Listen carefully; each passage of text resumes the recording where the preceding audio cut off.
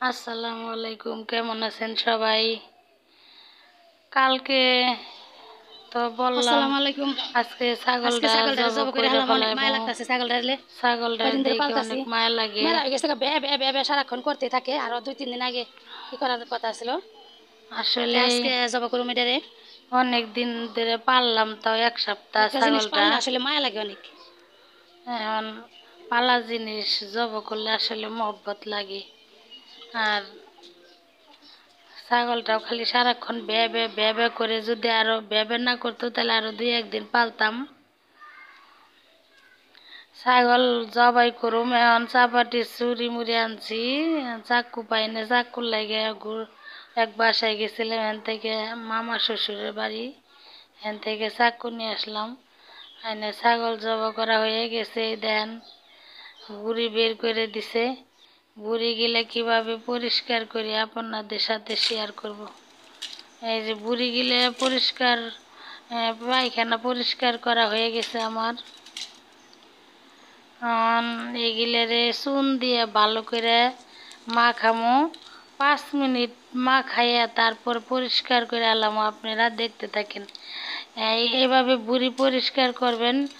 এই যারা বুড়ি পরিষ্কার করতে পারেন না, পরিষ্কারের জন্য খাইতে পারেন না, এই অনেক খাইতে মন চায় কিন্তু পরিষ্কার করতে পারেন না, তারা আমার এই ভিডিওটা দেখবেন, কিভাবে বুড়ি পরিষ্কার করার লাগে দেখে শিখবেন।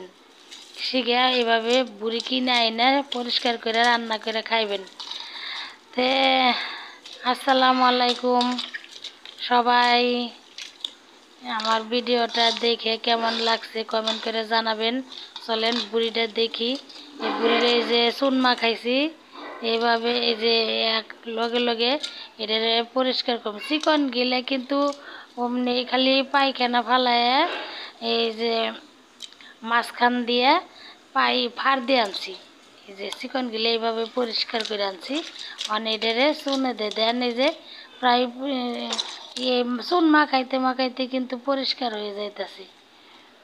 তো দেখতে থাকুন কিভাবে বুড়িটা আমি পরিষ্কার করি।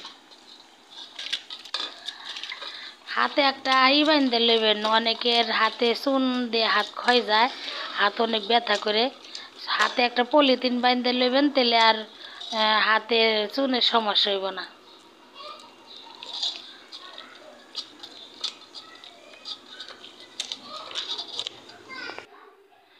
এই যে পরিষ্কার করা হয়ে গেছে বুড়ি, দেন এটারে কলের পারে নিয়ে বুড়ির এই যে চুন দিয়ে মাখায় রাখছিলাম, মাখায় এই যে টিবল পারে নিয়ে বাইরে, এই যে কলে পারে বাইরে কলে নিয়ে এটারে ভালো করে যেভাবে ধুইছি, এটা আপনাকে দেখাই দিলাম। এভাবে কষলায় ধুইছি, ধুয়ে একবারে পরিষ্কার করে নিয়ে এসে পড়ছি। আনার পরে ওই রকম হয়েছে পরিষ্কার, দবদবা পরিষ্কার হয়েছে না। বুড়িটা দেখতে কি সুন্দর না? এগুলো হইলো পরে হইলো চুলায় দিয়ে একটু হালকা সিদ্ধ করে তারপরে আস্তে আস্তে ওগুলারে বাইছে কাইটে। আমরা তো খাই নাই, আগেও আপনি এর আগে একটা ভিডিও দিছিলাম, গরুর 2টা বুড়ি কিনছি, ওইটি পরিষ্কার করছি, ওই ভিডিওটাও দিছিলাম। আর ছাগলের বুড়িটা কীভাবে পরিষ্কার করলাম এই ভিডিওটাও দিলাম। তাই আপনারা যদি আমার ভিডিওটা ভালো লাগে থাকে তাহলে লাইক কমেন্ট শেয়ার দিয়ে বেল আইকনটি বাজায় দিবেন। আর নিত্য নতুন এরকম ভিডিও দেখতে আমার পেজে ঘুরে আসবেন। পেজের নামে আমার পেজ। আর এই যে মাংস, ছাগলের 11 কেজি মাংস হয়েছে, 11,000 টাকা দিয়ে কিনছি, 11 কেজি মাংস হয়েছে। এগুলো সব রাত্রে ফ্রিজ বললাম, টুপলা টুপলা করে ফ্রিজে রাখছি।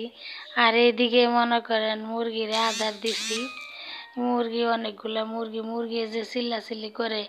আপনারা মুরগি গিলারে এই শীতের দিনের মুরগি কিন্তু আপনাকে আমি আগে দেখাইছিলাম, এই মুরগি গিলে এই মুরগিগুলো আমি মুরগিগুলো অনেক যত্ন করে পালি।